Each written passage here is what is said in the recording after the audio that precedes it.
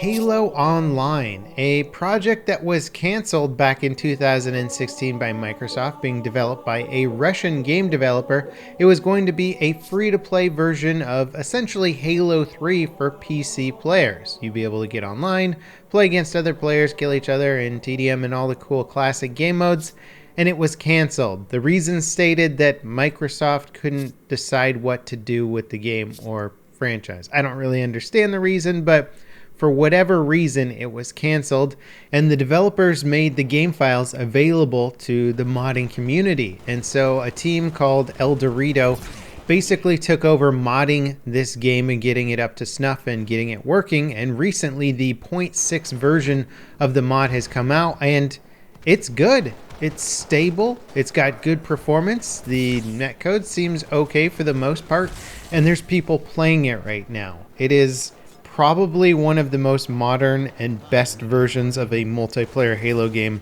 available, and it comes from a mod team, which is really, really impressive. You can find the files posted on the Halo Online Reddit. I'll put a link for that in the video description if anybody wants to download and check out the game. I highly recommend you do. It's really awesome that this game is up and running right now, and for whatever reason, Microsoft has not done a cease and desist on the mod team making this project.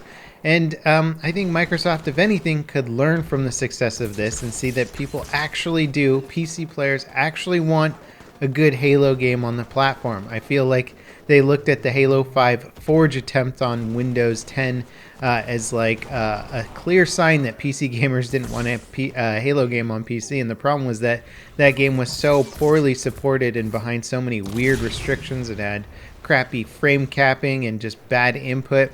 The PC gamers didn't want it. They're like, yeah, we want a PC game of Halo, but we want a good one, not a poorly optimized piece of junk. And guess what? Halo Online is actually running really well right now, and the input feels good.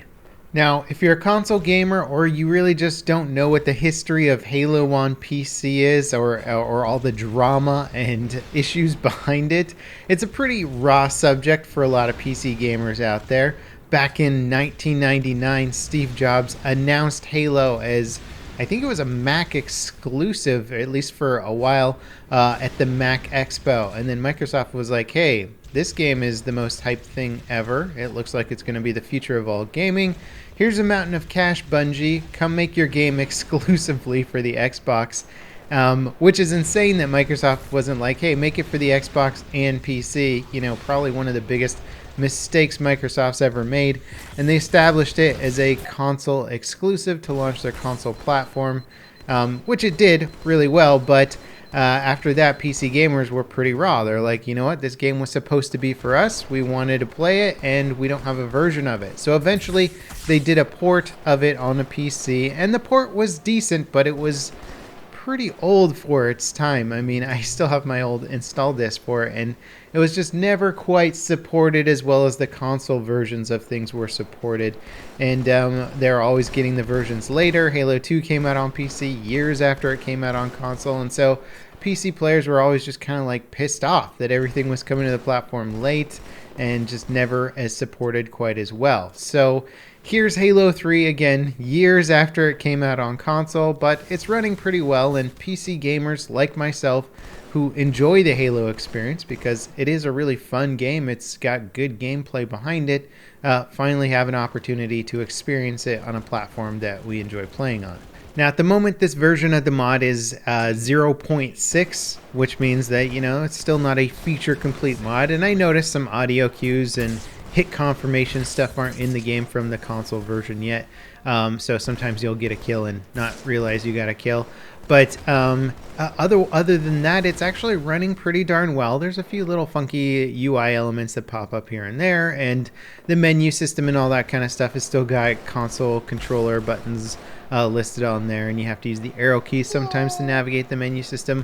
But really, once you get in the game, it feels like a good PC game, a solid PC game. There's now a server browser with both player run servers and dedicated servers as well.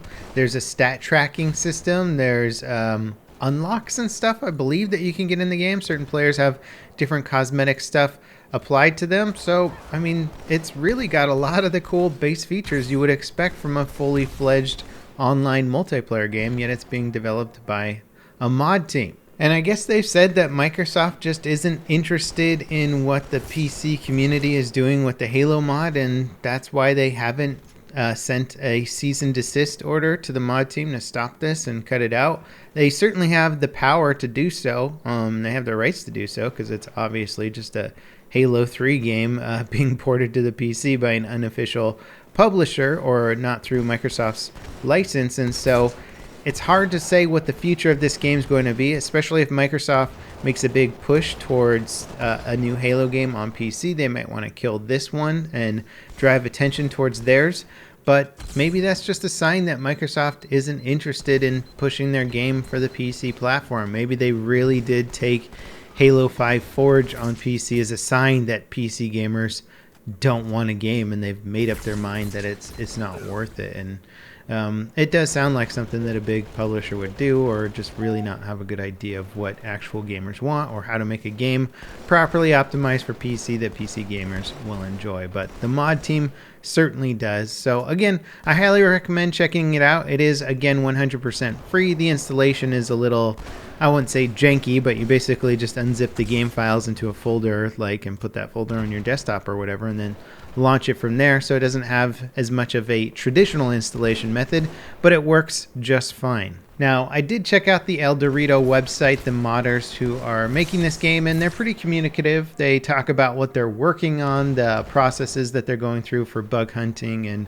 troubleshooting, and some features they want to implement and stuff like that. So they're a good, dedicated mod team, which is exciting. I hope, fingers crossed, that Microsoft doesn't do anything to try and shut down this project. I mean, maybe best case scenario, Microsoft says, hey, you guys did a great job at bringing this game out. You've built a community, a dedicated community around playing it, and we want to pick the project back up again. Would you care to work for us? Or here, we'll pay you some money to pay you for the work you've done on it in between now and when we cancel the project, and then we can just continue pushing it forward. That would be really exciting. There's also potential speculation that maybe they canceled the project because they are working on a better PC port of Halo 6 or something like that, and they don't really want to focus on a free version of Halo right now that will distract from players adopting the new Halo game. There's a lot of theories and speculation and whatnot, but for the time being, you can get this game right now for free. Hop online and have a blast with some Halo 3 on PC, or Halo Online, or ElDewrito, whatever you want to call this game. It's very unofficial. As always, guys, thanks for watching, and I'll see you next time. This is Level Cap signing off.